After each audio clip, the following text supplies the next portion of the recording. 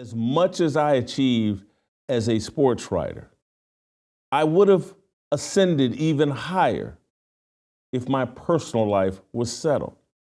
That marriage and that type of stability is a part of achieving greatness.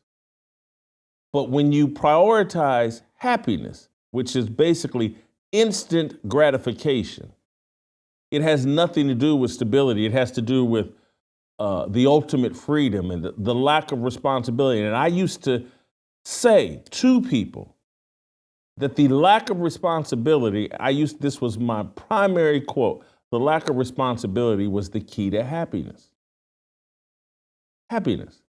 And now that I've gotten older, I've realized just like how unimportant happiness actually is. And that will sound crazy to many of you.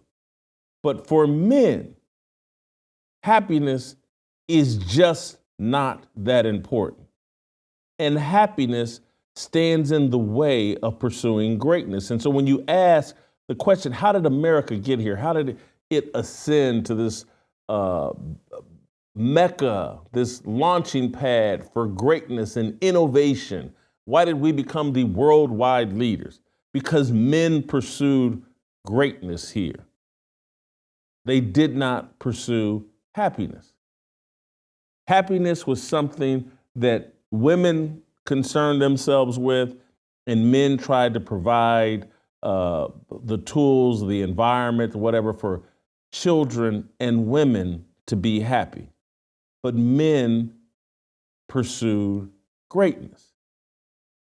And we don't do that anymore. We've become so feminized that men now pursue happiness the same as women. We don't realize it.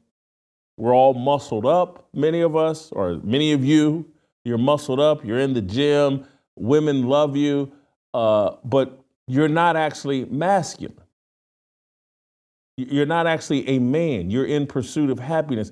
And so when I watch Anthony Edwards and the inconsistency of his play and the lack of competitiveness whenever the Minnesota Timberwolves met real adversity in this series with OKC, and why so many of these games were a blowout, including last night's 30-point loss, these aren't real men.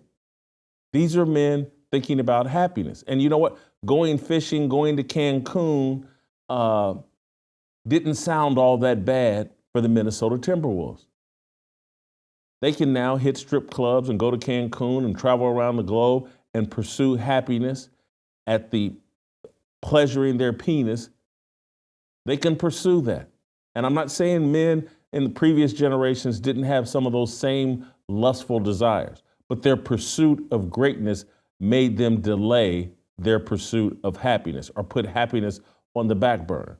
And so when I look out and I see Stefon Diggs and I see him joining a new team, and I'm seeing him, I think he's 10 years into his NFL career, and it's on the decline. He's, forced his way out of Buffalo.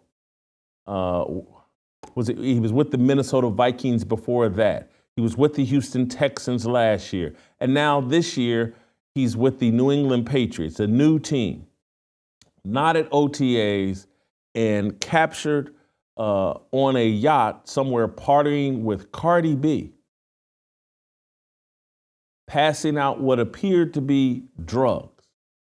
And now his new head coach, Mike Vrabel, is having to make statements and getting asked questions about Stefon Diggs, their free agent wide receiver coming to New England.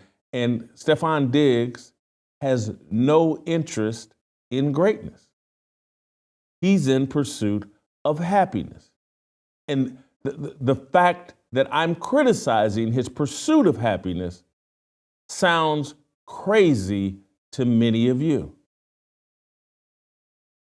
Because, and this is, again, the flip in the mindset of men and how the culture has changed so much that we sit there, well, that's, of course, he's only got one life to live. YOLO, you only live once.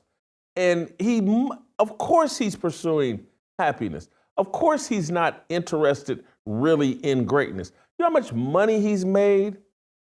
And you only live once. And so if he can get on a yacht and party with Cardi B, his new girlfriend, and some other 304s, why wouldn't he? This is the pursuit of happiness and instant gratification. And when it's come to the sports world, these symbols of what used to be real male masculinity, used to be role models for like, this is what men do. We pursue greatness. We make sacrifices. Here's Walter Payton in the offseason running up hills. Here's Jerry Rice in the offseason running up hills. These are the type of videos that used to be put out. And maybe Jerry Rice was on a yacht somewhere. Maybe Walter Payton was on a yacht somewhere partying with the strippers of his day. Maybe, but we didn't know about it. And the perception wasn't that these guys are running around pursuing happiness and sexual instant gratification. The perception was they were in pursuit of greatness and that athletes were these incredible role models for young people and other young men. And now athletes, male athletes, they're Instagram models. They're OnlyMans.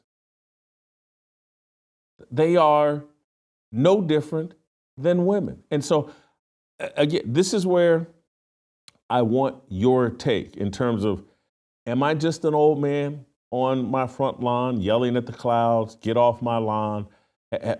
Does every generation think the way that I think?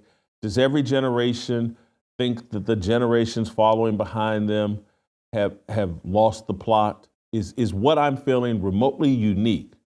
Is what we're looking at, this prioritization of happiness over greatness, this prioritization of happiness over holiness. Is this new? Or am I just noticing it and upset and just an old man wishing things were the way they were back in my heyday?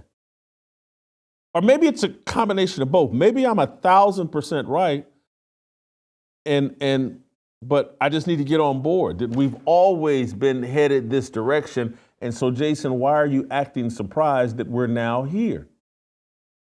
Maybe that's it.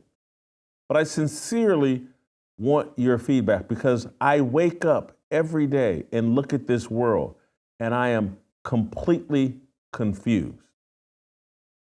I have no idea what's going on. If you enjoyed that video, be sure to hit the like button and subscribe so you never miss a moment of Fearless.